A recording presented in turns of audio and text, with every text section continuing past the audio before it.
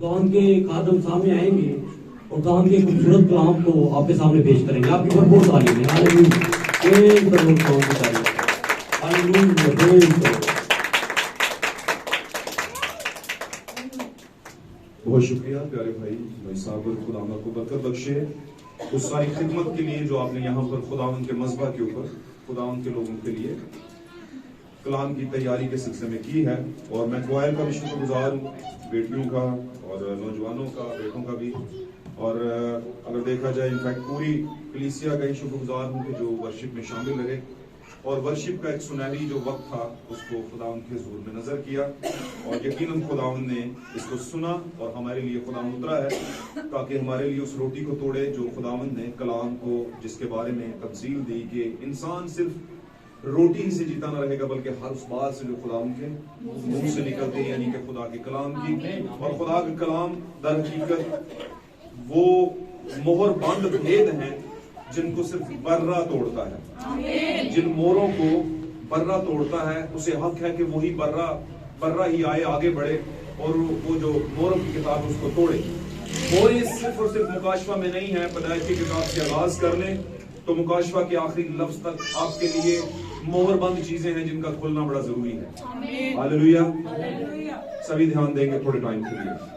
तो खुदावंद का शुक्र हो आज के खूबसूरत दिन के लिए, आपके यहाँ पर आ जाने के लिए और यहाँ पर इस बात को लेकर आने के लिए कि आप खुदावंद के घर में और आज निजात पाकर जाएंगे, उस बात के लिए हम खुदावंद का शुक्र अदा करते हैं। मेरे अजीजों, आए हम देर के बगैर वक्त की आवाज की तरफ बढ़ते हैं और आज की सुबह में खुदावंद यीशु मसीह के फतहमंद नाम में मेरी तरफ से आप सबको सलाम कबूल हो। खुदावंद आपको बरकत बख्शे।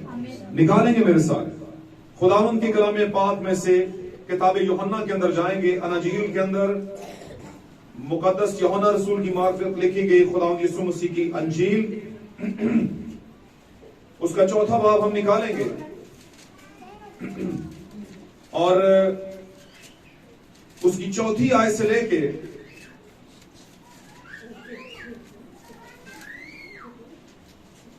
36वीं आयत तक हम इसको पढ़ेंगे। और मैं ये आपके लिए जल्दी जल्दी पढ़ देता हूं। एक और हवाला यूहन्ना की ही अंजील में से हम पढ़ेंगे और वो पहले बाब में से होगा। पहले बाब में से चंद बातें हम पढ़ेंगे और वो एक भाई जो है कलीसिया में से कोई भाई उसको तलावत करेगा। लेकिन जी जी, और उसको सामरिया से होकर जाना जरूर था। और उसको सामरिया में से होकर जाना जरूर था। सभी सुनिएगा गौर से। बस वो सामरिया के एक शहर तक आया जी, जो सुखार कहलाता है। हाँ जी, वो उस किता के नजदीक है जो यकूब ने अपने बेटे यूसुफ को दिया था जी, और यकूब का कुआं वहीं था जी। चुनाचा यूसुफ सफर से थका मांदा होकर उस कुएं पर यूं ही बैठ गया। यूं ही बैठ गया। जी, आगे पढ़िए। ये छठे घंटे के करीब था। ये छठा घंटा। जी ये छठे घंटे के करीब था जी। सामरिया की एक औरत पानी भरने आई। सामरिया की एक औरत पानी भरने आई। यीशु ने उससे कहा, मुझे पानी पिला। जी, क्योंकि उसके शागिर्द शहर में खाना मोल लेने को गए थे। उस सामरिया औरत ने उससे कहा कि तू यहूदी होकर मुझ सामरी औरत से पानी क्यों मांगता है? हाँ जी, क्योंकि यहूदी सामरियों से किसी तरह का बर्ताव नहीं रखते। जी। यीशु ने जवाब में उससे कहा, अगर तू खुदा की बख्शिश को जानती जी, और ये भी जानती कि वो कौन है जो तुझसे कहता है मुझे पानी पिला, हाँ जी, तो तू उससे मांगती और वो तुझे जिंदगी का पानी देता। हाँ जी। औरत ने उससे कहा, ए खुदावंद तेरे पास पानी भरने को तो कुछ है नहीं, हाँ जी। और कुआं गहरा है। कुआं गहरा है। फिर वो जिंदगी का पानी तेरे पास कहां से आया? जी, क्या तू हमारे बाप यकूब से बड़ा है, हाँ जी, जिसने हमको ये कुआं दिया जी, और खुद उसने और उसके बेटों ने और उसके मवेशी ने उसमें से पिया? जी। यीशु ने जवाब में उससे कहा, जो कोई इस पानी में से पीता वो फिर प्यासा होगा, हाँ जी, मगर जो कोई उस पानी में से पिएगा जो मैं उसे दूंगा, हाँ जी, वो अब तक प्यासा ना होगा, हाँ जी, बल्कि जो पानी मैं उसे दूंगा वो उसमें एक चश्मा बन जाएगा जी, जो हमेशा की जिंदगी के लिए जारी रहेगा। औरत ने उससे कहा, है खुदावंद वो पानी मुझको दे ताकि मैं प्यासी हूँ ना पानी भरने को यहाँ तक आऊं। हाँ जी। यीशु ने उससे कहा, जा अपने शोहर को यहाँ बुला ला। गौर से सुनिए। यीशु ने उससे कहा, जा अपने शोहर को यहाँ पर बुला ला। औरत ने जवाब में उससे कहा कि मैं बेशोहर हूँ। मैं क्या हूँ? जी, पढ़ते हैं। यीशु ने उससे कहा, तूने खूब कहा कि मैं बेशोहर हूँ, क्योंकि तू 5 शोहर कर चुकी है। हाँ जी।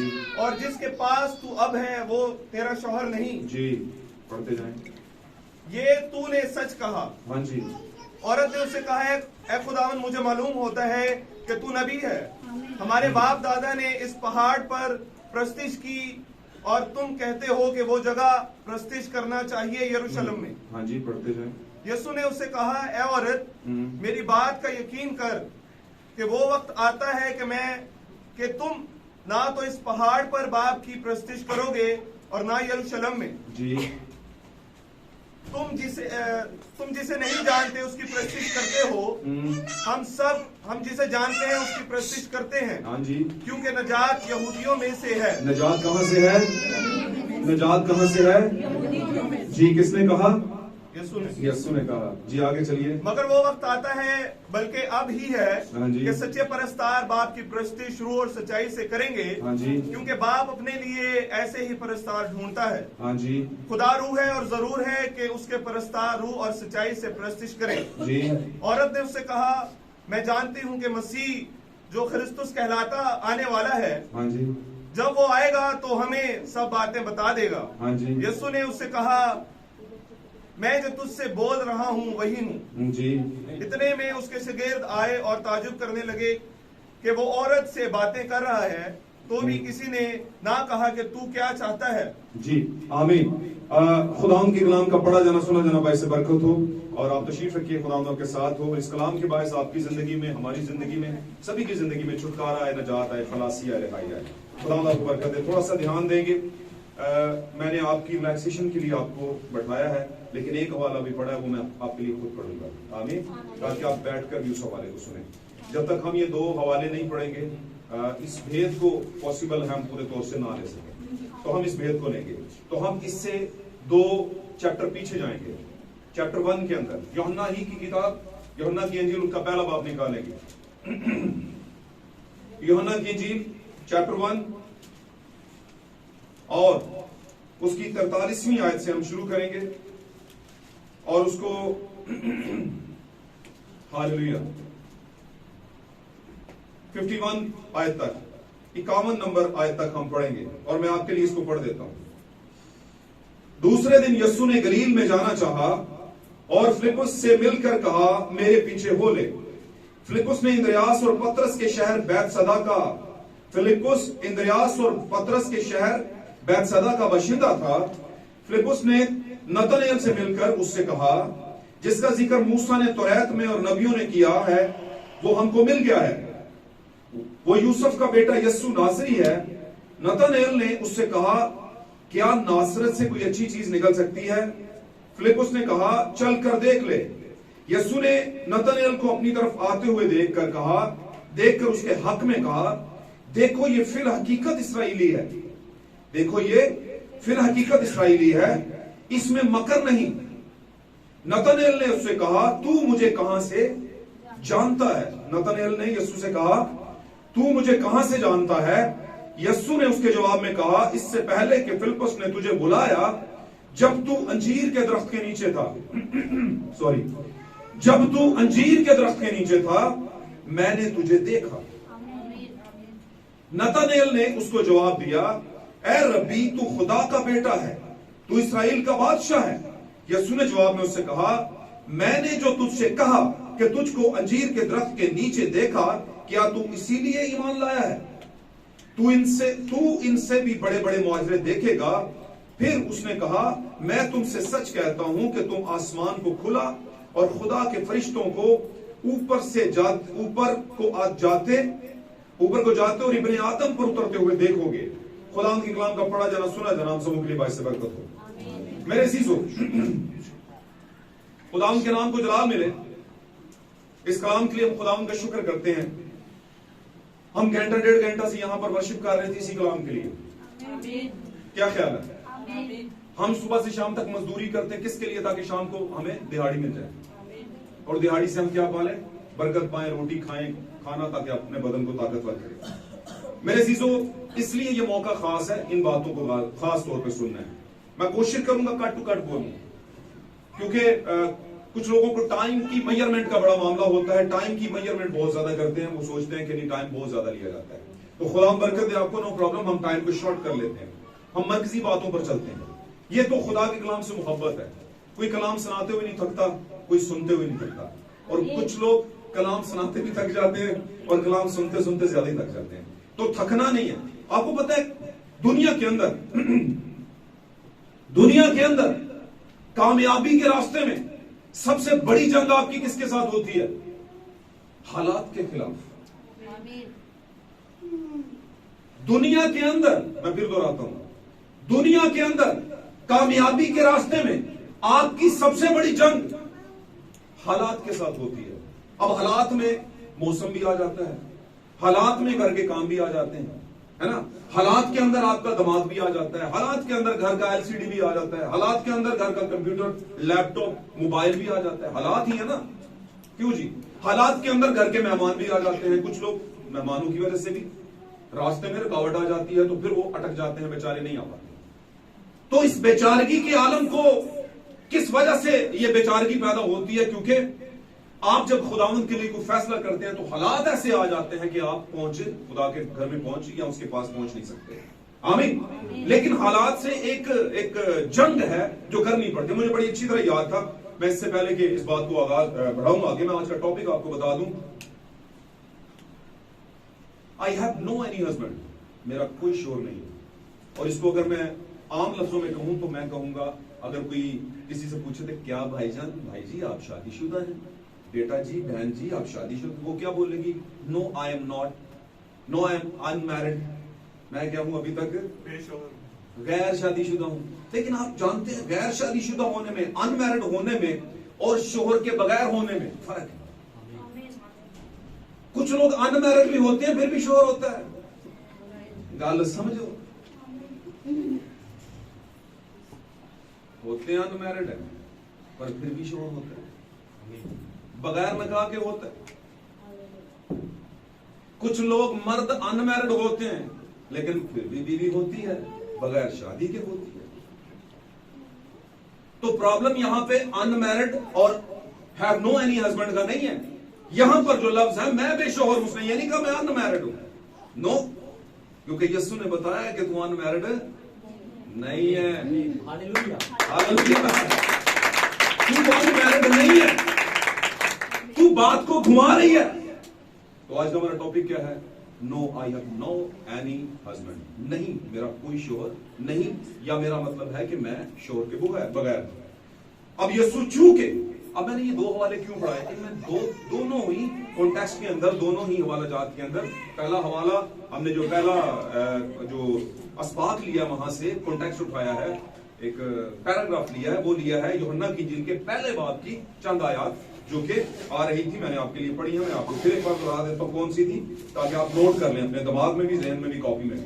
ठीक है जी, पहला बाब, और हमने शुरू किया 43 नंबर आयत से लेकर 51 तक। इसमें भी एक चीज कॉमन है, वो कि यहां पर औरत का जिक्र नहीं, लेकिन जिस औरत को खुदावंद औरत समझता है, या जिस औरत की ख्वाहिश मेरा और आपका यीशु करता है, वो मर्दो जन से मिलकर बनती है। वो एक टाइम पर कलीसिया होती है और कलीसिया के पैरामीटर से निकाल के वो उसे अपनी दुल्हन बनाना चाहता है। आमीन। लेकिन अब वो ये भी चाहता है कि जो कोई भी दाग धब्बा या कुछ भी ऐसा एलिमेंट इसकी जिंदगी में है, उसको पीछे छोड़कर आए, उसको बाईपास करके आए। गाल समझ रहे हो कि नहीं समझ रहे?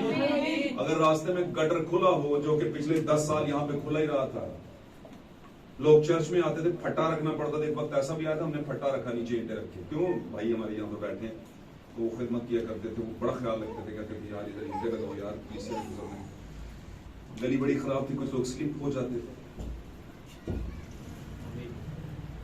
बात समझ रहे नहीं समझ? किसी को नहीं पता था, शायद किसी को ख्याल नहीं था लेफ्ट राइट के लोगों को कि यहाँ पर यार खुदावंद की इबादत भी होती है। आज तो किसी मस्जिद के सामने कोई रोड़ा अटका दो तो वहां पर बवाल उठ जाते हैं, होता है कि नहीं? आप छोड़ें इस बात को, आप किसी मंदिर के सामने कोई ऐसी चीज रख दें तो वो बाल उठ जाएगा वहां पे। कि आपको अकल नहीं है ये कौन सी जगह है। तो यहां पर तो खुदा के घर, लेकिन खुदा का घर जो है उसको कोई खुदा का घर समझे भी तो। जब आप बाप को बाप नहीं समझेंगे तो इज्जत कैसे करेंगे? कर ही नहीं सकते, कर ही नहीं सकते।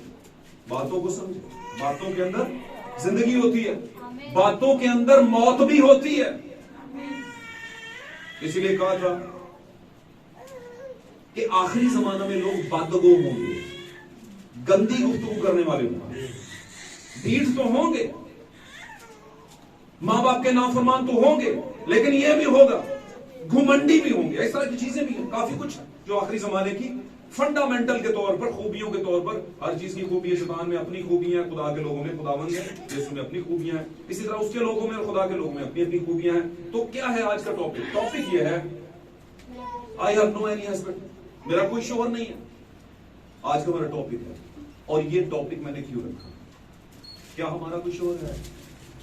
वो तो क्या लिसी मेरा कोई शोहर नहीं, असलियत कह सकते हैं, कह सकते हैं कि नहीं? आवाज सारे नहीं आनी चाहिए भाई जी, जो मेरे को आवाज है वो खुदा को बरकत दे सारे।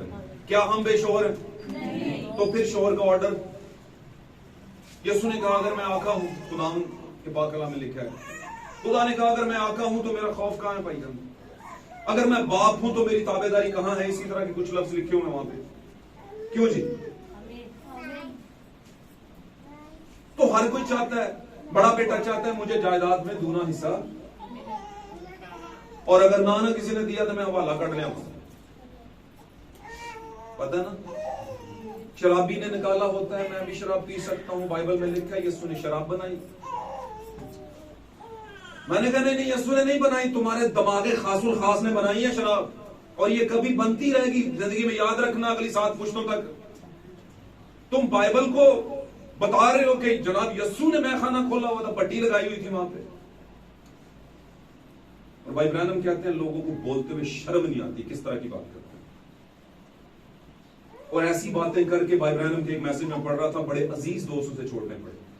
उसने कहा था जो लफ्ज तुम बोलते हो तुम्हें शर्म नहीं आती है लफ्ज बोलते हुए? क्या बोल रहे हो तुम? हम कहते हैं हम शोर वाले, समझ रहे मेरी बात? शोर कहते हैं सर को, आपकी हेडशिप है, आपकी सरदारी है भाई। इन बातों को समझ। अच्छा, शोहर की जब बात होती है तो शोहर बहुत खुश होती है, आज साडे बारे साडे हक च है ना भाईजान, ताड़ी तो गल ही नहीं हो रही। क्यों जी? मैंने एक मैसेज में कहा था ये कुछ साधारण किस्म का शोहर नहीं है, और ना ही ये कोई नॉर्मल किस्म की जो कॉमन किस्म की एक दुल्हन होती है वो नहीं है। और उसने कहा था ये भेद तो बड़ा है, लेकिन मैं मसीह और उसकी कलीसिया की बात करता हूं। उसने कहा था मैं बीबियां बंदियां की गाल नहीं करन दिया, हाँ मैं करन दिया, पर मननी किन्ने में मैनू भी पता है। उन्हें कहा हाँ अपनी बीबियां अपनी बीबियां के ताबे कहता, अपनी बीबियां का प्यार करो, है ना, ਉਹਦਾ ਫਿਕਰ करो, अपने बदन की तरफ ख्याल रखो। मैं कह देता मननी है ना कितों? ਉਹਨੇ ਕਿਹਾ ਸੀ ਇਹਨਾਂ ਗੱਲਾਂ ਸਾਰੀਆਂ ਨੂੰ ਛੱਡੋ, ਅਗਲੀ ਗੱਲ ਕਰੋ पहले। ਉੱਥੋਂ ਕੰਮ शुरू करोगे तो सब कुछ सीधा होना शुरू हो जाएगा। क्या ख्याल है? क्यों जी? एक भाई मुझे कहता है भाई जी 10वां हिस्सा गरीबन ना बांट दीजिए। वैसे ही मैं किसी कहीं पे बैठा हुआ था, तो मैंने कहा जब बचपन में आपसे पहाड़ा सुना जाता था तो आपको कहते थे कि चलो 6 का पहाड़ा सुनो, तो आप कहां से शुरू करते थे? हैं 6 6 के 36, 6 7 42 है, करते करते वहां नीचे 10 तक तो सुना दिया। तो क्या टीचर को पसंद आता था? कहां से शुरू करना चाहिए था? तो पहला हुक्म क्या था बाइबल में? अब्राहम जो ईमानदारों को बाबा, सबसे पहले उसने 1 से शुरू किया, फिर वो नीचे तक आया है। बात समझे हैं? तो सबसे ऊपर से शुरू करो, तुम सबसे नीचे से शुरू करने लगे हो, वो भी अपनी अकल से। क्यों जी? आमीन। तो ये मैंने इस जिम्मे में ये बात क्यों कर दी कि हमें सोचना है कि हम कर क्या रहे हैं। हम ऐसी दौड़ तो नहीं दौड़ रहे जहां पर दौड़ते तो जाए लेकिन पहुंचना कहीं भी नहीं। आमीन। तो अपने हालात से लड़ना सीखें। हालात से कब बंदा लड़ता है? जब चीजों पर कॉम्प्रोमाइज नहीं करता। मिसाल के तौर पे आपको क्रेज है कि आपने ये काम करना है, तो उससे आप कहते हैं हंगारे का जो मर्जी मैं हो गया, कहते हैं कि नहीं कहते? तो इस तरह जो शोहर वाली है, जिसका शोहर खुदावंद यीशु मसीह है, वो खुदावंद यीशु मसीह के लिए सब कुछ कर गुजरती है। अब कौन शोहर वाली है कौन नहीं है, ये यीशु को पता है, मुझे नहीं पता, आपको भी नहीं पता। आमीन। और यीशु को क्यों पता है कि क्योंकि यीशु के अंदर एक था कोई, और वो कौन था? खुदा रूह, जिसको हम खुदा कहते हैं। वो रूह की हालत खुदावंद यीशु मसीह के बदन के अंदर। जब यीशु इतनी बड़ी बड़ी बातें कर रहा था तो यीशु नहीं बोल रहा था, यीशु में कोई था जो बोल रहा था। आमीन, हालेलुया। अब यहां पर दोनों कॉन्टेक्स्ट के अंदर हमने देखा, नतनेल आया है और नतनेल को आते हुए, हालेलुया, यीशु ने देखा। नतनेल को आते हुए यीशु ने देखा और उसने आते देखते दूर से क्या दिया, ये शख्स फिल हकीकत इसराइली है। फिल हकीकत का मतलब समझते क्या? अंग्रेजी में क्या कहते हैं? अंग्रेजी में फिल हकीकत को क्या कहते हैं? क्योंकि अंग्रेजी लोग छेती समझते हैं। फॉर अ टाइम भी फिल हकीकत,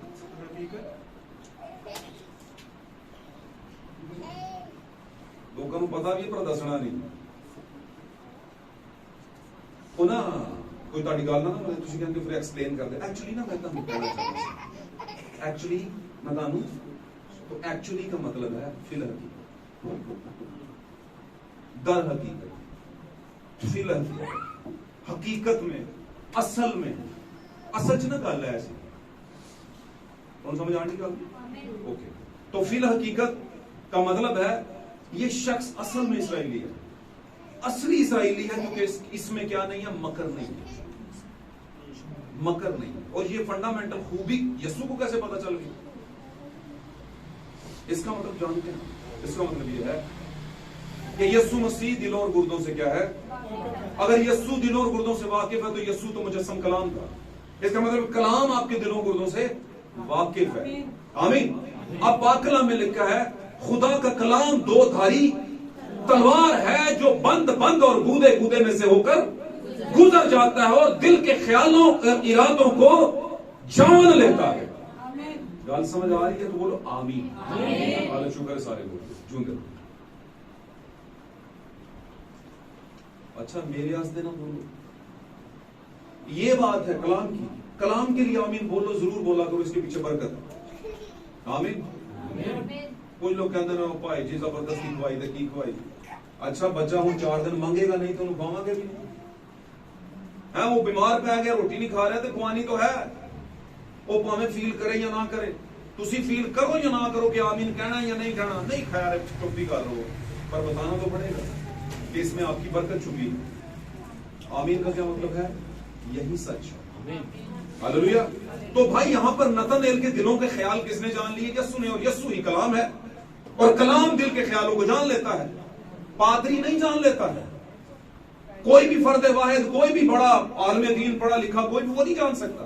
हाँ वो जान सकता है थोड़ा बहुत हल्का फुल्का, लेकिन सारा कुछ नहीं जान सकता। सारा कुछ कौन जान सकता है? और यीशु क्या है? शोहर। यीशु क्या है? और ये छठा शोहर नहीं है, क्योंकि छठा, पांचवा, पहला, दूसरा, तीसरा ये कामिल नहीं है। कामिल कौन है? सातवां। आमीन। और सातवां यीशु है। वहां पर नतनेल के दिल के ख्याल जान लिए। नतनेल ने तारीफ कर दी, क्या खुदावन क्यों की उसने? और यीशु ने कहा कि इसलिए मेरी तारीफ करता है कि मैंने तेरे दिल के ख्याल बता दिए कि तू कहां पर था। उसने ये सवाल किया खुदावन यीशु से, ऐ खुदावन तू मुझे कहां से? अब यीशु के अल्फाज देखिए, गौर से सुनिए। यीशु ने कहा जब तू अंजीर के दरख्त के नीचे था। बात समझ रहे? अब इसको ले जाते हैं हम अपने ऊपर।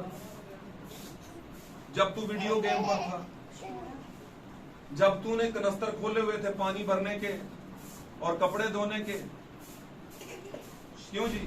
जब तू कह रहा था अभी टाइम है थोड़ा ड्रामा देख लूं, जब तू कह रहा था नहाता तो है कोई नहीं, की जरूरत है जान दी। ये भी एक अलग बीमारी है लोगों को, है आधी टांग शरीयत में रखी हुई है, आधी फजल में रखी है। और भाई जी खुदा दे कहता है जी नहा धो के जाओ, है जी। मैंने कहा अगर जो खुदा कहता था नहा धो के जाओ, उसी हालत च खुदा नु मानदे हो ना, उस हालत वाले खुदा नु जो फिर साड़ेगा भी तुहानू अग च। फिर तो तुसी दूजी शरीयत सारी छोड़ी हुई है। बात समझ रहे कि नहीं समझ? तो शुक्र करें आप उस जमाने के खुदा को मानते हैं जो फजल का खुदा है। वो कहता है खून और गोश्त खुदा की वाशी में दाखिल, इसलिए बहुता ध्यान जिस्म से नहीं देना, टाइम वाल देना है। ये दो मुझे किसने बता दिया? माइक एक्सचेंज कर लें। हेलो, हाँ जी, चलिए शुक्रिया खुदा का। आमीन। जब तू वॉशिंग मशीन पर लगा हुआ था, तुझे पता था कि टाइम लिमिट यही है भाई, फिर उसके बाद तूने देख लिया कि चलो अब देखते हैं कि कहां तक चलता है, और जब देखा कि अब रेस जीतने वाले हैं तो पहुंच जाओ, आप भी शामिल हो जाओ रेस में। तो ऐसा नहीं करना। ऐ नतनेल, जब तू अंजीर के दरख्त के नीचे बैठा था, जो भी कर रहा था मैंने तुझे देखा। तो भाई ब्रानम कहते हैं एक ईमानदार को इस बात के बारे में बिल्कुल यकीन कर लेना चाहिए कि जो भी अवामिर वो करता है खुदा उसे देख रहा होता है। और अगर जिस दिन आपने ये सोचना शुरू कर दिया कि आप क्या कर रहे हैं और खुदा देख रहा है, उसी दिन से आपका वापस खुदावंद की तरफ, जिसको मुसरफ बेटा वापस आया, फिर आपकी जिंदगी में गुनाह की रेशो मैं कहता हूं डिक्रीज होना शुरू हो जाएगी, और एक वक्त आएगा कि मैं समझता हूं कामयाबी की तरफ बढ़ना शुरू हो जाएंगे। ये भाई ब्रानम की बात है। भाई ब्रानम ने कहा कि जब से आप ये सोचना शुरू कर रहे हैं कि आप जो कुछ कर रहे हैं खुदा आपको देख रहा है, तो फिर आपके लिए बरकतों का नज़ूल भी होना शुरू हो जाएगा। फिर आप बाकायदा वो काम करेंगे जो खुदावंद ने कहे थे, और खुदावंद उनको देख रहा होगा कि मैंने कहे थे और ये कर रहे हैं या कर रही है। जी आमीन। ओके, मेरा ख्याल मुझे अभी 20 मिनट हुए बात करो। 20 मिनट हुए, आधा घंटा तो नहीं हुआ ना? मैं टाइम मैनेजमेंट रखनी है इसको। तो यहां पर मेरे अजीजों, नतनेल ने उससे कहा तू मुझे कहां से जानता है? एक गैर ईमानदार ये कह सकता है कि कहां से जानता है। यहां पर यीशु ने एक और भी बात कही, नजात कहां से है? यहूदियों से। ये किस टाइम की बात थी? जब यीशु ने जान दे दी या देने वाला था, या शुरू के आगाज की खिदमत में? कहां से थी निजात? कैसे यहूदियों से निजात थी? किसके बारे में यीशु बात कर रहा था? अपने ही बारे में, क्योंकि यीशु मसीह यहूदा के कबीले का शेर है, शेर बबर है। वो अपने ही बारे में बात कर रहा था कि ऐ यहूदियों, ऐ इस्राएलियों, मैं तुम्हें बताता हूं कि नजात यहूदियों में से है, और वो यहूदियों का जो जिंदा शाख कहलाता है, जिस शाख के अंदर जिंदगी है, वो मैं हूं। आमीन। आमीन। लेकिन जो कलाम को सुनते और उस पर गौर करते थे और बरगजीदा भी होते थे, वो इस बात को जान पाते थे कि ये इशारा किसकी तरफ कर रहा है। वो समझ जाते थे। यीशु मसीह अपने ही मुतल्लिक चंद बातें उनके गोश गुजार कर रहा। आमीन। उनमें से बोतात के साथ लोगों ने इस बात को कबूल नहीं किया और समझ नहीं पाया। अच्छा, कबूल कब होता है? जब समझ आती है। ऐसा है कि नहीं? और जब समझ ही ना आए तो कबूल कैसे हो? बहुत दफा ऐसा भी होता है, लोगों के ऊपर से गुजर जाती है, 70 के ऊपर से गुजर गई ये बात। चुना भी यीशु ने। लोग कहते हैं सानू तानू अगर खुदा ने चुने तो सानू भी खुदा ने चुने, है ना? हम भी तो यीशु के बिल्कुल चुना है भाई आपको, पर किस काम के लिए चुना है? किस काम के लिए चुना है? इस काम के लिए चुना है क्योंकि टाइम कम और खुशखबरी ज्यादा सुनानी है। फिर एक वक्त आना है कि छाछ को फटक में और फूंकने में डाल देना है, और फिर वहां से भूसे को अलग करना है और दानों को अलग करना है। अलग तो तुम्हें होना ही पड़ेगा। मुकद्दसा मरियम हमेशा के साथ यीशु के साथ नहीं रही। एक वक्त आया कि यीशु को उसके बदन से अलग होना पड़ा। हुआ था कि नहीं? तो कुछ टाइम के लिए मुकद्दसा ने यीशु मसीह के बदन को कवरेज दी। दूसरे लफ्जों में उसके बदन को, उसकी फिजिक को, दूसरे लफ्जों में मुकद्दसा मरियम के बदन को इस्तेमाल किया गया मेरे और आपके यीशु के लिए। और भाई ब्रैनम अपने एक मैसेज में कहते हैं, बड़ी खूबसूरत बात मुझे बड़ी हार्ट टचिंग लगती है। वो कहते हैं कि अगर यीशु की जिंदगी पर गौर करें तो यीशु का अपना कुछ भी नहीं था, कुछ भी नहीं। यीशु के पास तो अपनी नाव तक नहीं थी। नाव किसे कहते हैं? उसी को भाई सवाल बड़े करता है, पर सवाल करता हूं तो किसी ने दसने जोगे हो गए ना। आमीन। तो यीशु के पास तो अपनी नाव तक नहीं थी, वो किसकी कश्ती में बैठा हुआ था जाके? शागिर्दों की।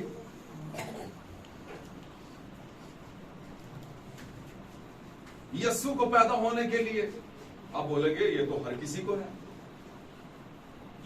पैदा होने के लिए एक औरत का सहारा लेना पड़ा। आप बोलेंगे ये तो हर किसी को है, पादरी साहब गल्ला कर दे तो भी एक औरत का सहारा लेना पिया सी। तो मैं कहूंगा नहीं, ये औरत का सहारा आया कब? क्या खुदा के प्लान के मुताबिक औरत का सहारा जरूरी था? नहीं, आगाज में ऐसा तो नहीं था। अगर आगाज में ऐसा होता तो खुदाउन कभी ना कहता कि अब से तू दर्द के साथ बच्चे पैदा करेंगे। ये औरत का सहारा एक रीजन चल रहा था, एक दौर चल रहा था, उस दौर के बीच में रहकर खुदाउन यीशु उसी तरीके से दुनिया में आए। तरीका वही था, लेकिन इंप्लीमेंटेशन वो नहीं थी। अब इंप्लीमेंटेशन क्या है? इंप्लीमेंटेशन है, अच्छा द्वार बनाए भाई जी 4 इंच की बनाए इन्नियां पूरियां सीमेंट इन्नी चीज़ां है, वो इंप्लीमेंटेशन की है कि तुसी वो चीज़ां नूं पकड़दे हो, बनाते हो, मसाला ये वो सारा कुछ करते हो। यस्सु इस तरीके से नहीं है।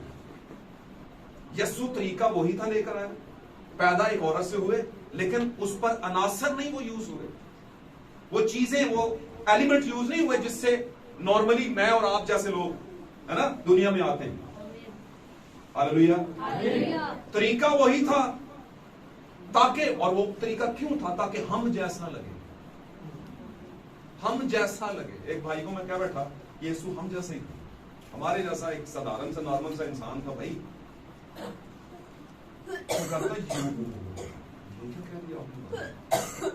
वो छोड़े जी, आपसे बात क्या करनी, आपने कह दिया वो हमारी तरह का। पाक कलाम कहता है वो हमारी तरह का बन गया, हमारी तरह का नॉर्मल हो गया। और वैसे भी यीशु को देखा जाए तो बड़ा सिंपल एंड स्लीक किस्म का शख्स था। आमीन। खुद नुमाई ना होने के बराबर थी उसमें, है ही नहीं थी। क्यों जी? खुद नुमाई किसे कहते हैं?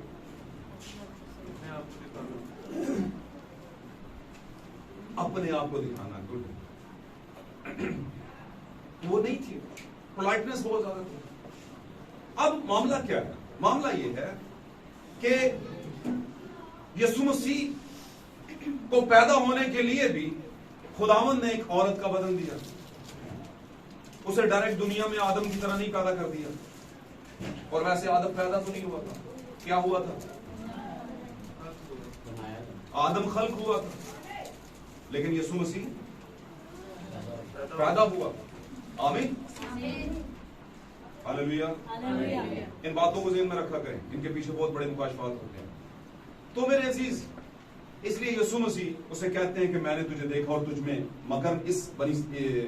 ये शख्स फिल हकीकत नतनेल के बारे में कहा कि ये शख्स फिल हकीकत इसराइली है, इसमें मकर नहीं।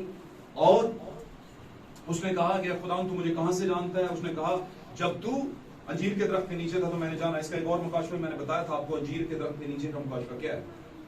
आप में से बतेरे लोग जानते हैं कि अंजीर के दरख्त के नीचे था तू। अब अंजीर का दरख्त किसकी तमसील है? तो इसका मतलब है जिसकी छत्र छाया के नीचे तू तालीम पा रहा था, मैंने तुझे देखा वहां। लेकिन अब तू मेरी तरफ आया है, अब अगला कदम, और अगला कदम क्या है? फजल, नजात यहूदियों में से है। क्या ख्याल है? यानी यहूदा की नस्ल में से, जो यहूदी आए हैं उनमें से, और यहूदा की ही नस्ल में से दाऊद आया, और दाऊद के कबीले से मरियम और यूसुफ, और उन्हीं में से यीशु मसीह आया। हालेलुया। अब यहां पर दिलों के भेद बता रहे हैं। यहां पर जिस औरत को हमने चैप्टर 4 में डिस्कस किया है, यहां पर पढ़ा है, इसकी जो कहानी है इसमें कुछ चंद बातें मैं करूंगा, उसके बाद आमीन करेंगे। इस कहानी को वाकया को सॉरी इस वाकया को जो यीशु मसीह और उस औरत के दरमियान वाकया हुआ, रूनुमा हुआ, इसको हमने बहुत दफा सुना होगा, लेकिन मैं आपके सामने आज के टॉपिक के हवाले से इस बात को रखना चाहता था कि यीशु ने जब उससे पूछा कि तू अपने शौहर को बुला ला, तो उसने कहा कि मैं बेशौहर हूं। अब यहां पर यीशु मसीह सामरिया में आए हैं, और ये इलाका जो था याकूब के कुएं वाला, ये सुखार के करीब था। आमीन। ये सामरिया जो था सुखार के करीब था। सुखार शहर जो था उसके करीब था ये इलाका। और यीशु सफर करता हुआ थका मांदा वहां पर आकर बैठ गया, और जब बैठ गया वहां पर तो ये औरत आई है। अब इस औरत के बारे में यीशु बड़ा खूबी से जानते थे। मैंने पहले बताया कि यीशु अंदर और बाहर के सारे हालात को समझते हैं। यीशु को पता था कि ये औरत कौन है, कौन है, कौन है, सामरी तो है, लेकिन कौन है, नहीं, बेशौहर भी है, बदकार, किन्हें क्या, तो इसको बाइबल मुकद्दस में कसबी औरत, बदकार को कसबी भी कहा जाता है, औरत को जब ये लफ्ज दिया जाता है पातला। तो ये ऐसी औरत थी और ये औरत आई और यीशु ने इस औरत से गुफ्तगू की। क्यों एक कसबी से खुदावंद ने गुफ्तगू की? पाक कलाम में अगर हम पढ़े मुकाशवा की किताब में, वहां पे हमें एक कसबी नजर आ रही है और वहां पर भी खुदावंद अलार्म दे रहे हैं, कहते हैं मैंने उसे बहुत बार समझाया कि तौबा कर ले कर ले कर ले कर ले, पर उसने नहीं, और अब उसकी तबाही का वक्त आ गया। बहुत कुछ वहां पे लिखा है, मैं उस पर बात नहीं करना चाहता। बात समझ रहे? और जो मुकाशवा की औरत है, कसबी है, जो है तो बेशोहर, लेकिन बहुत से शोहर हैं उसके, और उस शोहर जो है बहुत से, वो खुदा से कह रहा है कि इस औरत, चूंकि ये कसबी औरत है, इसलिए इसके लिए ये मैटर नहीं चीजें करती और ये हरामकारी के जिम्मे में आता है। और वो भी वहां पर एक निशान के तौर पर है, मुकाशवा किताब की औरत जो कसबी के तौर पर है, वो भी एक कलीसिया है, और ये जो औरत आई है ये भी एक कलीसिया है। अब कलीसिया से खुदा बात करता है। हमेशा याद रखें, यीशु मसीह की कबूलियत से पहले वाली जो जिंदगी होती है, यानी तौबा से पहले वाली जिंदगी और मसीह के साथ रहने से पहले वाली जिंदगी, जिनके साथ हम रह रहे होते हैं, जिन आदतों और हैबिट्स के साथ, वो सारी जिंदगी कसबी वाली लाइफ होती है, चाहे वो मर्द की हो या औरत की हो। कसबी वाली लाइफ का मतलब ये कि उसमें हम खुदावंद के नहीं होते, खुदावंद हमारा दूल्हा नहीं होता, बल्कि दुनियादारी का जो सेटअप है वो हमारा दूल्हा होता है। आमीन। और हम उसी चक्कर में रहते हैं और हम समझ रहे होते हैं कि हम बिल्कुल ठीक हैं, लेकिन यीशु मसीह हमसे बात करना चाहता है। यीशु को क्या पड़ी थी जमाने के रद्दे हुए लोगों से बात करने की। उसके शागिर्द भी वापस आए तो देखकर हैरान हो गए कि औरत से बातें करता है, किस औरत से बातें कर रही है, क्यों जी? और मैंने पहले ही बताया था कि कसबी औरतों की खास पहचान हुआ करती है, बाइबल मुकद्दस में लिखी हुई है कि वो किस तरह की होती थी और उनकी पहचान होती थी। और यीशु को क्या वो पहचान नहीं, पहचान थी, लेकिन फिर भी यीशु ने, क्योंकि यीशु की बातों से पता चलता है कि यीशु सब जानते थे, लेकिन एक बात थी जिसको चलाना चाहते थे। आमीन। पाक कलाम में लिखा है, खुदावंद कहता है कि तू तो कहता है कि तू सब जानता है और तू बहुत मालदार हो गया और तुझे किसी चीज की कमी नहीं, किसी चीज की जरूरत नहीं तुझे, तू समझता मेरे पास सब कुछ है। लेकिन उसने कहा तू नहीं जानता कि तू क्या है, अंधा है, नंगा है, ख्वार है और कमबख्त है। तू नहीं जानता। अब वो औरत नहीं जानती थी कि वो ख्वार है, कमबख्त है ना, और जो फंडामेंटल बताई है मैंने इसमें। एक कलीसिया के साथ जब यीशु बात करना चाहता है तो उसके पीछे वजह होती है। यीशु ऐसे ही नहीं उस कलीसिया से बात करता। आज कलीसियाएं इसी मामले के ऊपर बात करती है कि हमारे पास भी एक घड़ा है और हम भी पानी भर रही है। क्यों जी? आप जानते हैं, ये भाई ब्रैनम कहते हैं अपने एक मैसेज में बड़ी जबरदस्त बात करते हैं। कहते हैं यहूदी तारीख के अंदर एक बात बड़ी जबरदस्त थी। यहूदी चूंकि गैरतमंद कौम थी और वो जिन लोगों के साथ रहते थे वहां पर करीब करीब मल्टीट्यूड्स भी रहते थे, कुछ सामरी रहते थे, कुछ दूसरी कौम के, कुछ बुतप्रस्त भी रहते थे, है ना, कुछ रोमी लोग भी रहते थे, जैसे आमतौर पर ये लोग रहते, मुआशरा था। तो वहां पर कुएं के ऊपर जो पानी भरने का टाइम होता था, जो शरीफ औरतें होती थी उनका टाइम अलग होता था और जो कसबी होती थी उनका टाइम,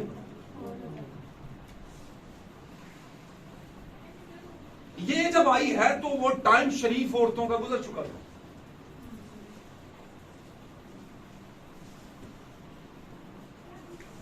कदी कदी कहने इनू ही खुदा पसंद कर सकता, इस भैन नू, इस भरा भी खुदा कबूल कर लेगा, ते असी थोड़ी टाइम वास्ते वाह वड्डे जे जज बन जाने, सुप्रीम कोर्ट वाले। तो खुदावंद कबूल कर लेता है भाई, मुझे नहीं पता, आपको भी नहीं पता, खुदावंद कर लेगा, कर लेता है। कब आके उसके दिमाग की फिरकी ऐसे घुमा देनी है उसने पकड़ के, पता ही नहीं चलना क्या कह रहा है। तो हम जब ये फैसले यहीं पे दुनिया में कर लेते हैं तो फिर खुदा को हम अंडर एस्टिमेट करना शुरू कर देते हैं। खुदा अंडर एस्टिमेट होने वाली चीज नहीं है। खुदा लामहदूद है, उसको एस्टिमेट नहीं लगाया जा सकता, उसका हिसाब किताब नहीं लगाया जा सकता। खुदा बेहिसाब है, उसकी बरकत बेहिसाब है। तो देखें बाइबल मुकद्दस के सिनेरियोस, जहां जहां यीशु गए गिरे हुओं के पास गए। और मजे की एक और बात, अपनी पूरी लाइफ में यीशु ने कलीसिया में से किसी को नहीं कहा शागिर्दों में से किसी को नहीं कहा। कई कई हजारों के तादाद में खाना खिला रहा है, कलाम सुना रहा है, बात कर रहा है उनसे, है ना, मोजादे कर रहा है उनके साथ। कभी नहीं कहा दफा हो जाओ यहां से, तुम इस काबिल नहीं हो, आमीन। निकल जाओ कलीसिया से, तुम इस काबिल नहीं हो। कभी कहा हो तो मुझे भी बता देना जरा।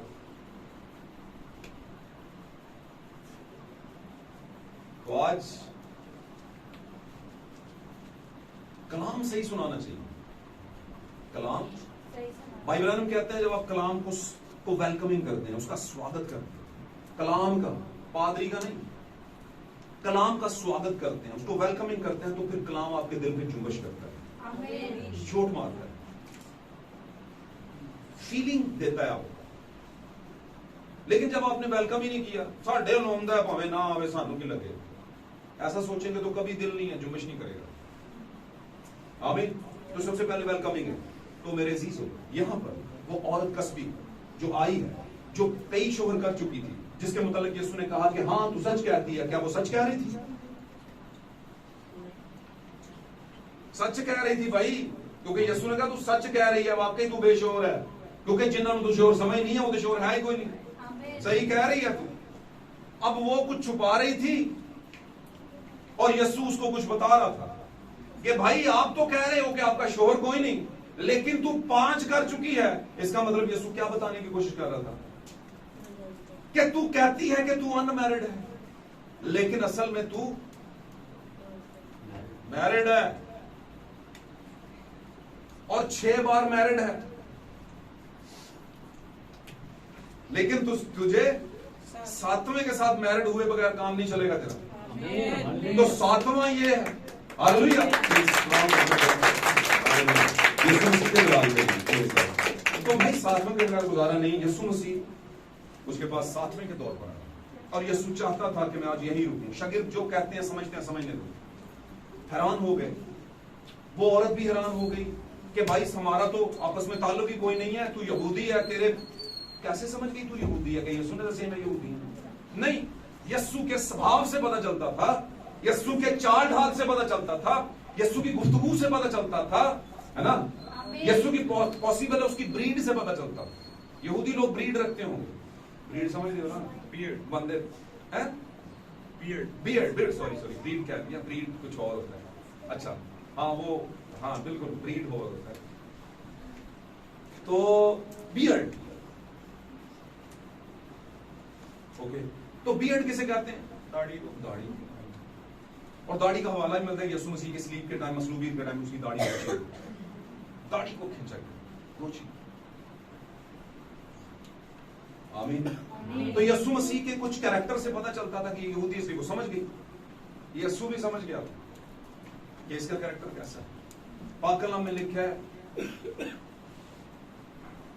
रूहानी शख्स जो है दूसरों को परख लेता है लेकिन खुद किसी से परखा नहीं जाता। तो इसको मैं यूं डिफाइन करता होता हूं कि रूहानी शख्स दूसरों को परख लेता है, उस टाइम तक वो दूसरा नहीं परख सकता जब तक वो भी रूहानी ना हो। तो रूहानी को परख लेता है। तो परख की रूह रखने के लिए आपको रूहानी होना पड़ेगा। तो यीशु मसीह चूंकि रूहानी भी थे, उसके अंदर रूह भी था, और वो रूह था जो कि दिलों ख्याल को जानता है, और वो पहचान गए। उसने कहा तू सही कहती है, तू बेशोहर है और तुझे बकायदा एक नकाह वाले शोहर की जरूरत है, नकाह वाले शोहर की जरूरत है। और यीशु के साथ पाक कलाम में पौलुस कहता है मैंने एक ही शोहर के साथ तुम्हारी क्या की है, निस्बत की है। और मैं कहता हूं निस्बत तो कर दी है, पर मैंने एक डर भी लगा हुआ है। और वो डर क्या लगा, क्या लिखा था उसने कहा मैं डरता हूं कि जिस तरह सांप ने हवा को बहका दिया, इसी तरह तुम्हारे ख्यालात भी पाक दामनी से कहीं हट। तो आज देखो तो 90% ख्यालात पाक दामनी तो किथली हुए होंगे। कंट्रोल करना पड़ता है लोगों को, और मैं कहता हूं शुक्र है कंट्रोल भी किया हुआ है, क्योंकि कंट्रोल करने वाली भी रूह है ना। क्यों जी? तो उसे डर लगा हुआ था, और यीशु की निस्बत जिसके साथ हुई है उसके मतलब डर लगा। इसका मतलब समझते हैं? यीशु मसीह ने कहा आखिरी जमाने में क्या होगा, एक जैसी रूहें आएंगी, एक गुमराही वाली और एक दूसरी, और आप पहचान नहीं सकेंगे कौन सी सही और कौन सी गलत। और अगर हो सका तो बरगजीदों को भी क्या कर लेगी वो। तो वो अरवा, वो रूहें कब हैं और वो किन में आती हैं? तालीमात में आती हैं, लीडर्स में आती हैं, तंजीमों में आती हैं, सिस्टमैटिक चर्चेज में आती हैं, है ना, प्रॉस्पेयर जो खुशहाल चर्चेज हैं, है ना, पढ़े लिखे चर्चेज उनमें आती हैं बोताद के साथ। उनको कोई गर्ज नहीं है कि कौन औरत क्या कर रही है, कोई गर्ज नहीं है, वो कभी भी नहीं कहेंगे किसी औरत। आप कभी तजर्बा करके देख लेंगे, वो कभी नहीं कहेंगे। कोई लड़का किस तरह के कपड़े पहन के आ रहे, बस ठीक है सर सही है, इतना ज्यादा नहीं कहेंगे। क्यों नहीं कहेंगे? लोड़ ही कोई नहीं, जरूरत क्या है? लोगों के दिल दुख जाते हैं। ये मैं कल परसों वाले विजिट में कुछ लोगों से मिला, कल परसों वाले विजिट में लोगों की कंप्लेन आ गई, जी दिल दुखता है जी भाई जी, बोला करें, कोशिश करें, तनकीद कम करें। मैंने कहा यीशु मसीह की लाइफ को पढ़ लो, अगर यीशु मिठियां करता है, क्यों जी?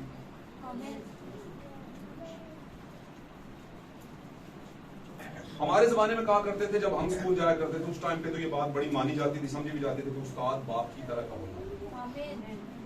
क्यों जी? मानी और समझी भी जाती थी। और बाइबल में भी कहीं ना कहीं पर इसी तरह के तज़किरात हमें मिलते हैं। हालात आज एक अलग सिलसिला है। आज लोग कहते हैं पैसे देने थे, पढ़ने के साढ़े किसी का आसान है। क्यों जी? समझते हैं कि नहीं? ऐसा समझते हैं, बिल्कुल समझते हैं। तो यीशु मसीह ने शागिर्द 70 जब चुने थे तो भाग गए, तो यीशु पीछे गया? उन्होंने नहीं किया। क्यों नहीं किया? क्योंकि यीशु को पता था कि इनको निकालना मैंने नहीं, तो किसने निकालना है इनको? खुद तो निकल नहीं सकते थे। पहला क्यों नहीं निकल गए? किसने निकालना है इनको? मैंने नहीं निकालना। और वक्त आया तो उन 17 को उसने निकाल भी दिया, यीशु ने नहीं। किसने निकाला? आए हाय, तालियां बजाओ भाई। थोड़े तेज हो जाओ। यीशु ने क्या ही शैतान दे देने थोड़े तेज हो जाओ, वो बहुत तेज है, तुसी उदों डबल हो जाओ। हैं? बात समझे? तो यीशु मसीह ने कहा था, ये जो बातें मैं तुमसे कहता हूं इनका जजमेंट मैं नहीं करूंगा, बल्कि ये कलाम जो मैं तुमसे करता हूं यही अदालत के दिन तुम पर अदालत करेगा।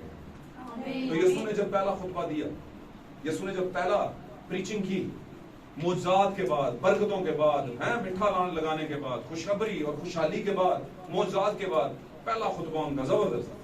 यीशु ने कहा, मैं हूं वो रोटी जो आसमान से उतरी है, जो मुझ में से खाएगा मेरा खून पिएगा। ओ माय गॉड, ऐसे वंपायर दी गल्लां करदा पे यार, किधर दी गल्लां है? कहंदा असि तो पहले ही कहना सा, नाल खलोते सन तां तो पहले कि असि एंटा मैसेज वाले इंज दे हुंदे।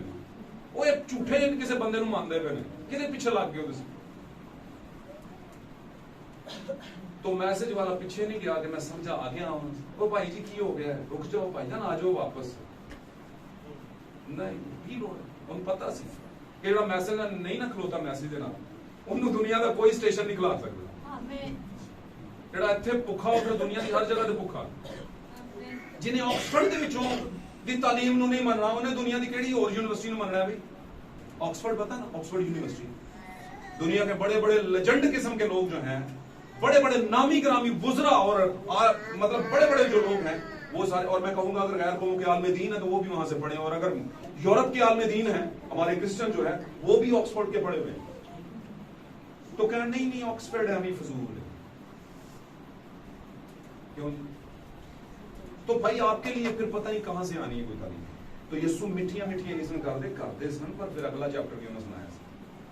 तो मत इसको दिल पे लिया करे, मेरा तो ख्याल है लिया करें दिल पे लेंगे तो बात बनेगी, लेकिन ये सोच के लिया करें कि अगर बात यहां पे आ रही है तो नफरत से नहीं आ रही, नफरत से नहीं आ रही। यीशु ने कहा कि तू जो है वो 5 छोर कर चुकी है और जो तेरे पास है वो भी तेरा नहीं। उसने कहा है खुदा मुझे लगता है कि तू कोई नबी है। उसको ऐसे ही लगता है। कब लगता है? जब आपके दिल की बात कोई बता दे तो आप उन्हें पूजन लग पैंदे हो। आजकल पता ना तुहानू पीरिज्म बड़ा चले हुआ है। किसी ने गधा मार के ना खोता जिन्होंने कहने उन्होंने नप दिता ते उहदे उत्ते ला दिता ते उन्होंने कहंदे ने जनाब ये कोई पीरो पीर। और पीरिज्म की आपने मिसालें, हमारे जो नौजवान है वो ज्यादा समझते हैं, कोई सोशल मीडिया से ज्यादा अटैच हूं, तो पीरों के क्या हालात दुनिया में किए हुए पीरों ने, और इस मामले में लोग अंधाधुंध जनाब जी अंधे फेथ में चले हुए हैं, और जाते हैं जनाब लोग कौमें और दीगर पता नहीं क्या क्या मामलात के लिए जाते हैं वहां पर लोग, क्योंकि इस जहान के खुदा ने उनकी आंखों को क्या कर दिया है। तो मेरे अजीजों, जो शोहर वाली हो, जो समझ जाएगी कि 7वां शोहर मेरे पास खड़ा है, जो समझ जाएगी कि ये जो बातें, और फिर बखास बात भाई रानम कहते हैं कि क्यों इन बातों को उसने कबूल कर लिया, क्योंकि वो खुदा का बीज थी, वो इस जमाने की गड़बड़ के बीच में आकर कसबी बन चुकी हुई थी। बात समझ रहे हैं? वो कसबी बनी नहीं थी, उसे बनाया गया था, और एक और आ गया जिसने उसे कसबी से निकाल कर अपनी दुल्हन के हिस्सा में शामिल कर लिया, और खुद नहीं बनी बल्कि उसको भी बनाने वाला कौन था? खुदावन। तो अगर दुनिया के अंदर कोई गुनाहगार होता है, खुदा के कलाम से अगेंस्ट हट के होता है, कुछ चल रहा होता है, तो वो खुद नहीं चल रहा होता, उसको कोई चला रहा होता है। और फिर जब खुदावंद आ जाता है तो फिर खुदा का रूह से अपनी तरफ चलाना शुरू कर देता है। हमने करना सिर्फ क्या होता है? रूह का हाथ नहीं पकड़ना, बल्कि रूह को अपना हाथ पता है ना, रूह सबका बाप, आमीन, रूह सबका उस्ताद है। आपके जो लीडर्स हैं, यानी हमारी तरह के लोग जो हैं, जिनको थोड़ा सा एक जगह दी गई है कि आपने सुनाना है, आपने ड्यूटी देनी है, आपने इनको सच्चाई बतानी है, आमीन, उनका भी उस्ताद कौन है? खुदा का रूह है, जो मौके का कलाम देता है, वो जो वक्त की गजा देता है। मैं कल किसी से बात कर रहा था, आपकी बात कर दूं, आप बंद करता हूं इसको। तो किसी से बात कर रहा था तो वो कहते हैं कि हमारे यहाँ पाकिस्तान में ऐसी भी, और दुनिया में और भी जगहों पे ऐसी तंजीम है, एक ऐसी कलीसिया है जो पूरे साल के मैसेजेस पहले दिन ही उनको जारी हो जाते हैं, साल के पहले दिन ही, और पूरे साल के मैसेजेस उन्होंने पहले से ही लिखे होते हैं, रखे होते हैं कि ये मैंने सुनाने हैं। और वो कौन सी कलीसिया है? तो मैं आपको बताऊं, मैंने उनसे कहा, मैंने कहा भाई आप भी सुन लें, आपके लिए भी बरकत की बात है। आप 3 दिन पहले का खाना खाएंगे? 3 दिन पहले वाला खाएंगे? भाई फ्रिज पे आओ, तुम जिन्ना मर्जी भी करो, फ्रिज पाई खैर खराब नहीं होता। आप कहेंगे नहीं भाई 3-4 दिन का पुराना खाना मैं खाऊं। आमीन। वैसे उकाब क्या 6 दिन पुरानी खुराक खाता है? ताजा। आमीन। और उस कहता है ताजा गुंदा हुआ आटा मंजर। आमीन। और आपको कोई ताजी चीज, जब नूह ने कश्ती बनाई थी तो उसके बाद कौन आ गया? नूह के बाद कौन सा नबी आया था बाद में? बड़ा नबी, जिसने कौम को निकाला, कौम को निकाला। मूसा आ गया। मूसा को खुदा ने कहा होगा, जिस तरह मैंने वहां से निकाला था उनको कश्ती के जरिए से, तू भी एक कश्ती बना। कहा था नूह को उसके जमाने का मैसेज खुराक दिया, कलाम दिया, हिस्ट्री दी। यर्मिया को उसके जमाने की दी, है ना? यसाया को उसके जमाने की, मलाकी को उसके जमाने की। हर किसी के लिए फ्रेश है, ताजा है। तो एक साल पहले जिसने पूरे साल के बनाए वो रूह नहीं है। वो कोई थियोलॉजी हो सकती है, वो कोई सेमिनरी हो सकती है, वो कोई आपका वो जो तालीमी सिस्टम है, इक्लीसियाई तंजीमी सिस्टम, तालीमी सिस्टम सॉरी, उसके तहत आपने कुछ बना लिया और फिर आपने उससे ना दाएं मुड़ना है ना बाएं मुड़ना है, वही सुनाना है, और ना उसके मुकाशफत खोलने हैं। सख्ती के साथ उनको मना है कि इसका मुकाशफा नहीं खोलना। जबकि पाक कलाम कहता है कोई भी चीज ऐसी नहीं जो लिखी गई और वो खुले ना, हर चीज जो लिखी गई उसे खुलना है और छुपे नहीं रहना। पाक कलाम में लिखा है, मैं इसकी आयत आपको दे सकता हूं, कभी पढ़ लीजिएगा। आमीन। मेरे चीजों इन बातों को जाने, आप ही वो इस जमाने की यस्सु की 7वें जो है वो जो कामिल शोहर है यस्सु मसीह है, उसकी दुल्हन होने का एजाज रखती है। ये इजाज की बात है। और मैं आपको एक बात बताता चलूं, आखिरी बात ले रहे, मैं कहता हूं आखिरी हूं लेकिन क्या करूं, बस आखिरी बात ले रहे। अक्सवीरस बादशाह के जमाने में आस्तर की किताब को आप पढ़िएगा, पहला चैप्टर पढ़ लीजिएगा, वहां पर ये बात आपको नजर आएगी। अक्सवीरस बादशाह था और गैर कौम का बादशाह था ये, और उस वक्त ये मुसल्लत था यहूदियों पर, बनी इसराइलियों पर। आमीन। और वहां पर एक शख्स था मर्दकी, क्या नाम था उसका? मर्दकी की एक बहन थी, चचाजाद बहन, जो कि बहुत छोटी थी और उसका वालिदैन फौत हो चुके थे, और उसने उस बच्ची को अपनी बेटी करके पाला हुआ था। और वो जमाना जो था वो एक असीरी का जमाना चल रहा था, और उस वक्त एक ऑर्डर जारी हो गया कि बनी इस्राइल की खवातीन को क्या कर दिया जाए, या खवातीन कह दिया। बनी इस्राइल के लोगों को ये कौम ऐसी है कि हमारे देवताओं को नहीं मानती, इनको मरवा दिया जाए। इससे पहले कि ऑर्डर होता है, एक नया काम वहां पर हुआ। और वो क्या हुआ? बादशाह अक्सवीरस ने अपनी मलका को, जो पहले उसकी मलका थी और उसका नाम था वश्ती मलका। कौन सी मलका? वश्ती मलका, वश्त। और बड़ी एक डिग्निफाई औरत थी, बादशाह की मलका थी, उसे बादशाह ने अपने महल में बुलवाया। बाकला में यही लिखा है। आमीन। जब बुलवाया, जो उसके प्यादे थे या कह ले व्हाटएवर, काफी वो थे उनके जो दरबारी थे, उनको या कुछ खवातीन को भेजा के, और जब वहां पर उसको बुलवाया तो वो ना आई, वश्ती मलका उसके पास। और ये बात बादशाह को बुरी लगी, और ठीक ठाक बुरी लगी। आमीन। बादशाह क्या चाहता था? कि मलका उसके ताबे रहे, उसकी बात सुने, उसके पास आए। आमीन। अब यहां पर गौर से सुनिए, वो अक्सवीरस बादशाह प्रेजेंटेशन है आसमान के खुदा की, और वो अपनी पहली बीवी को बुला रहा है जो कि बनी इस्राइल है, बुला रहा है और वो नहीं आई। अब उसे ये बुरा लगा। अब उसने क्या किया? उसने गैर कौम की तरफ नजर की। उसकी तरफ से जो गैर कौम थी, अक्सवीरस तो खुद गैर कौम था, लेकिन गैर एक कौम दूसरी कौम को गैर ही कहती है कि नहीं? तो अक्सवीरस बादशाह ने जब ये देखा कि इसने मेरी बात नहीं सुनी, तो उसने एक ऑर्डर जारी करवाया। और वो ऑर्डर क्या था? कि पूरे मेरे मुल्क में से, जो वहां पर मुल्क था जिसका वो बादशाह था, दोशीजाएं, जिनको हम मेड्स कहते हैं, स्पिंस्टर्स कहते हैं, कुंवारियां कहते हैं, आमीन, उन सब में मतलब पूरे मुल्क में ये आप नरसिंगा फुकवाएं और उनको ऐलान करें कि अब बादशाह को एक मलका की जरूरत है, और खवातीन जो है वो पेश की जाएं, जो लड़कियां हैं उस मुल्क की। और उनको जब पेश किया गया तो वहां पर उनको कुछ टाइम दिया गया तैयारी का, और उसी लड़कियों के बीच में मर्दकी की बेटी नुमा जो बहन थी, हालेलुया, उसको भी पेश किया गया। अब मैं अक्सर कहा करता हूं बेचारी ने क्या किया होगा। आए मुझे कुछ बातें बड़ी हार्ट टचिंग लगती हैं, मूसा की बहन को लेकर के, और ये जो मर्दकी की सिस्टर की या बेटी थी इसकी, क्या किया होगा उसने। और हमें याद आता है जब हम छोटे थे ना, है ना, घर में कुछ इतनी मेकअप शेकअप की चीजें होती नहीं, तेल ही ਹੁੰਦਾ ਸੀ, सिर पे भी ला लो, मुंह पे भी ला लो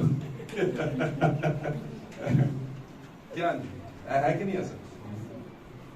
वैसलीन नहीं यहाँ मुंह पे भी ला लो थे सारे है।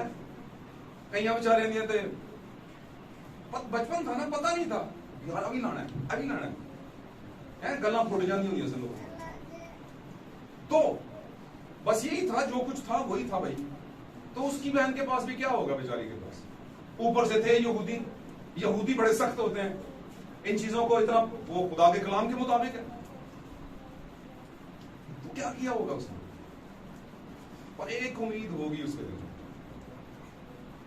है कि हम खुदावंद के लोग हैं। खुदावंद अगर ये काम कर रहा है तो कुछ खुदावंद की इसमें बेहतरी होगी। खुदावंद ने अगर मुझे वहां से जाने से रोका नहीं तो कुछ तो वजह होगी। वरना अगर खुदावंद की मर्जी नहीं है तो खुदा मुझे वहीं पे रोक देता, या हालात ऐसे पैदा कर देता कि मैं इन औरतों में शामिल ना हूं। लेकिन वो लाइन में लग गई, और जब बादशाह आया, और वहां पर यह था कि जिसकी तरफ बादशाह आशा बढ़ा देता था वही उसकी मंजूर नजर हो जाती। आमीन। बातों को गौर से सुने। मैं इस ज़िमन में बात कर रहा हूं कि खुदा का आशा जिसकी तरफ बढ़ता है वो उसकी दुल्हन के तौर पर सामने आ जाती है। तो वहां पर वश्ती को बुलाया, वश्ती नहीं गई। अब बादशाह ने ऐलान करवाया, हमारे जमाने के अंदर दूसरी कौमों में से और उसकी अपनी कौमों में से भी लोगों को बुलाया गया। आमीन। और जब आस्तर वहां पर गई तो आस्तर जो थी वो बादशाह को भा गई, पसंद आ गई। और बादशाह ने वो ताज जो वश्ती का था, पाकला में लिखा है, वो ताज जो वश्ती पहनती थी वो ताज किसके सर पे रखा? और मैं कहता हूं कि आस्तर कौन है? मैं और आप हैं। अपने लिए तालियां बजाएं। हम जिनको कोई जानता नहीं था, है ना, आप में से बतेरों को कोई भी नहीं जानता, बल्कि जानता क्या था, लोग पता नहीं क्या क्या कहते होंगे हमारे मुतालिक,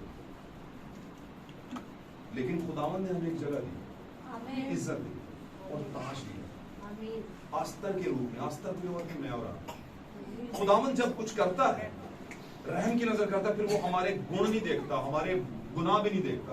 वो ये देखता है क्या है, ये बीज है, मेरा बीज है, फिर मैं इसे बचाऊंगा।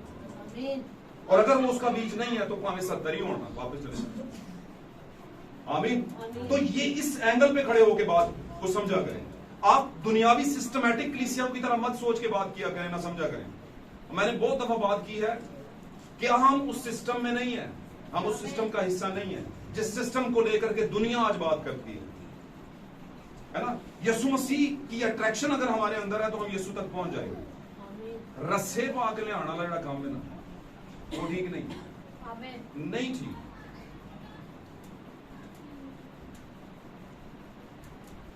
वो आपने हिस्ट्री में सुना होगा, किसी बंदे ने अपनी बीवी के लिए पहाड़ खोद दिया। सुना है कि ये बात सुनी?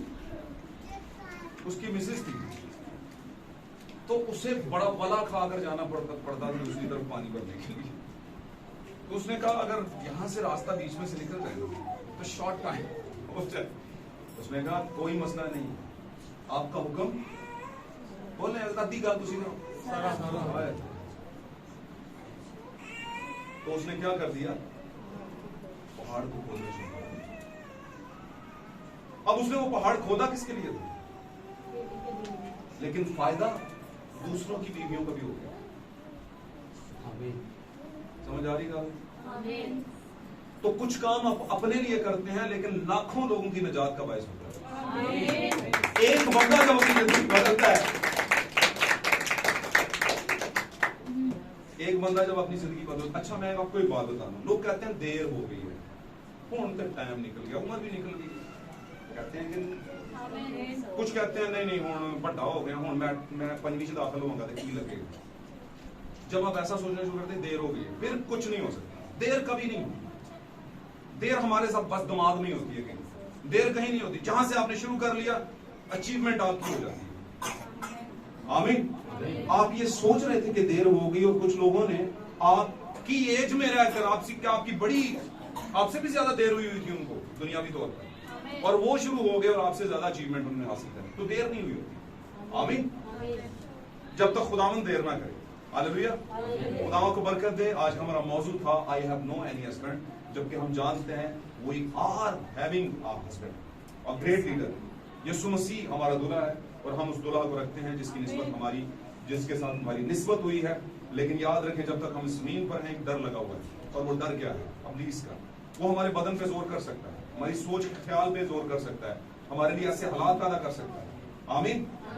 और हमें वो इवन देन हमें मौत तक भी ले जा सकता है, हमें पूरी जिंदगी बेऔलाद भी रख सकता है। आमीन। अब्राहम की तरह अगर लगे ना कभी दुख के बेऔलाद क्यों हुआ, तो अब्राहम को याद कर लें। और एक बात और भी याद कर लेना, पाकला में लिखा है जान देने तक वफादार रहेगा तो जिंदगी का ताज पाएगा। कुछ चीजों पर आपका इख्तियार नहीं, लेकिन खुदावंद आपके लिए कुछ बेहतर सोच रहा हो। आमीन। हो सकता है औलाद हो जिधर नक्को नक कीता होएगा ते बाद जो कवे वो ਤੁਹਾਡਾ ਭਲਾ, ਇਹਦੇ ਨਾਲ ਉੱਤੇ ਨਾ ਹੀ ਹੁੰਦੀ ਤੇ